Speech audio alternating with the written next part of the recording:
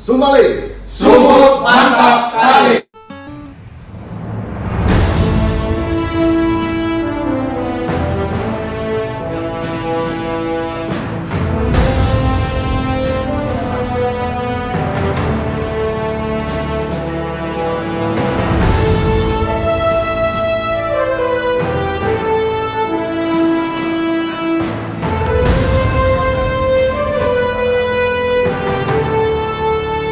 Warahmatullahi wabarakatuh.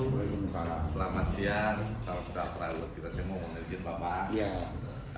Yang terhormat Bapak Bupati Langkat, Bapak Kadishub ya, Pak Kadishub sama Garis Kominfo.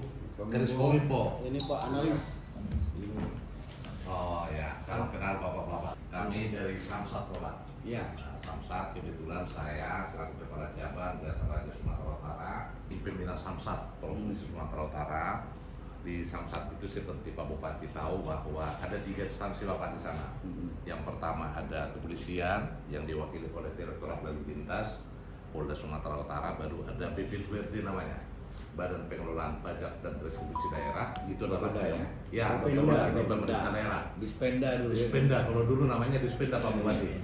Nah, baru kami dari Jasa Raja Sumatera. Saya Pak Rudin Tito Bapak, Kasubag Tata Usaha di PT Samsat Setabat. Dan saat ini belahan. Sini ya. Udah lama, suratnya udah lama? Enggak ada ya? Boleh ya? Iya, pengelolaan tunggakan di PT Samsat Setabat. Bagaimana sinergitas kemitraan antara kantor bersama Samsat Sumatera Utara, walaupun sebenarnya Samsat itu ada di bawah Dinas BP2D di tingkat provinsi, tetapi yang namanya pemerintah daerah kami pikir itu dari tingkat 1 ke tingkat 2 pasti ada hubungannya gitu. Tingkat kepatuhan masyarakat untuk membayar pajak kendaraan bermotor itu masih sangat rendah. Bahkan kalau kebetulan saya ini udah 9 cabang Bapak, 9 provinsi keliling-keliling.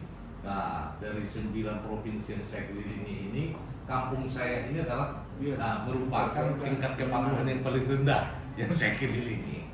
Ini menjadi tanggung jawab kita bersama, termasuk di wilayah Bapak Bupati. Mohon izin Bapak, secara umum di Sumatera Utara itu jumlah kendaraan di Sumatera Utara ada 7.025.000 Bapak. Tapi tahun 2021 yang membayar pajak itu hanya 1,8 juta. Artinya tingkat kepatuhannya itu hanya 26,3%, sangat kecil, masih di bawah 30%. Masyarakat untuk mentaati kewajibannya, karena memang masyarakat selama ini ya mohon maaf nih Pak Bupati, kalau kami dari sisi jasa raja, kalau di Samsat itu kan kepolisian itu melakukan registrasi kendaraan bermotor, baru BP2RD itu mengutip pembayaran pajak kendaraan bermotor sekaligus BDN 2, itu dana itu dapat digunakan untuk pembangunan. Itu alokasi belanja bagi hasil dari PKB dan BBNKB untuk Kabupaten Langkat itu adalah 22,2 miliar tahun 2021 dengan tingkat kepatuhan yang masih di bawah 30%. Tantangan kita bukan hanya masyarakat kita saja yang belum taat pajak, termasuk plat merah milik pemerintah, masih banyak yang belum bayar pajak. Mohon maaf Pak Bupati, di Kabupaten Langkat, milik Kabupaten Langkat yang plat merah itu ada sekitar 694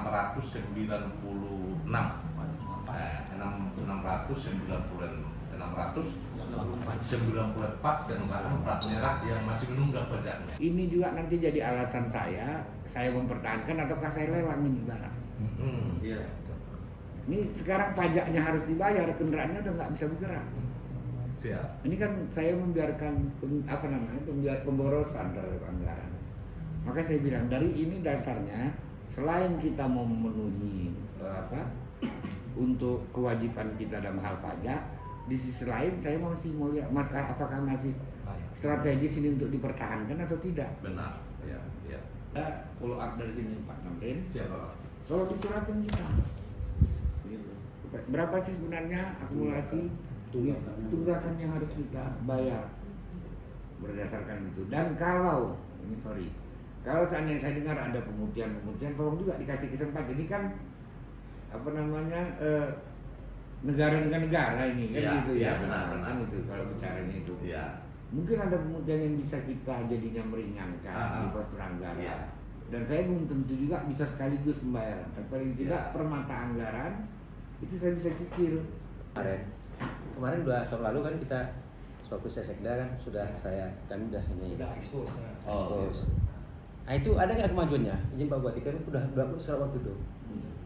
Kemajuan dari kita yang bicara kan udah kita ke dinas-dinas itu. Tindak lanjutnya. Makasih Pak. Pak Sekda di tahun 2021. Di tahun 2022 kita berjumpa dengan Bapak BPKD. Kami sampaikan juga data tersebut 694 itu. Tapi datanya mungkin berbeda dengan data Pak Sekda yang kemarin karena kan data fluktuatif, ada yang bayar. Nah, tapi apa yang menjadi harapan saya ini yang saya sampaikan ini supaya di satu sisi saya ada perbaikan secara administratif Ya. terkait juga tentang jumlah aset yang kita miliki untuk nanti Siap. kita sampaikan bukan cuma ke sini Siap. tapi juga ke BPK dan lain sebagainya. Itu satu. Yang kedua, kita punya tunggakan yang menjadi tanggung jawab kita untuk diselesaikan. Ini harus kita bayar untuk menunjang operasional dari jasa marga sendiri. Saya pikir Siap. itu nih clue dari pertemuan yang untuk saya bisa saya sikapi. Dimulai tentunya dari surat, Surat. ya surat dari Surat sini. dari Nanti kita. kan saya akan panggil kabit yang bertanggung jawab untuk itu. Siap. Fokus. Nah, coba urus ini, gitu. Nanti Kita lagi melaksanakan program Mandiri Ketuk Pintu. Kita langsung ke masyarakat pemilik kendaraan bermotor door to door memberitahukan tentang status kendaraan masyarakat tersebut. Jadi kami di sini beberapa kali kami telah melakukan sosialisasi. Itu kemarin di Agustus Tanjung Pura, Kecamatan Tanjung Pura, langsung dihadiri Pak Camat dan Kapolsek serta dan Ramil. Dan di September kemarin kita lakukan di ada surat pemberitahuan aja Pak. Jadi ketika ada pertanyaan nanti, mungkin hal yang tahulah sendiri masyarakat ini kan, kita kasih tahu ada yang komen. Enggak, ini resmi saya bilang, ini dia betul. Yang kedua semua denda nol Pak. Denda pajak. Baru yang ketiga denda BBM 2 nol. Termasuk BBM 2 gratis. Termasuk SWD KLD dan Jasa Harja. SW-nya itu tahun lalu dan tahun-tahun lalu itu kita bebaskan. Jadi ada 5 item yang kita bebaskan tahun ini. Program dari tim pembinaan Samsat Nasional mau menerapkan pasal 74 Undang-Undang Nomor 22 Tahun 2009 tentang penghapusan registrasi kendaraan bermotor. Jadi kalau kendaraan tidak bayar pajak 2 tahun setelah mati pajak STNK, maka dia dianggap bodong nantinya. Ada program Mandiri Ketuk Pintu. Jadi memang kami sekarang turun ke lapangan ini Pak. Iya. Sistem jemput bola ini Pak. Boleh aja, Kasih Pak. izin Pak Bupati, kalau misalnya Bapak berkenan, ada surat resmi dari Bapak Bupati kepada camat-camat. Nanti camat-camat meneruskan ke kepala desa.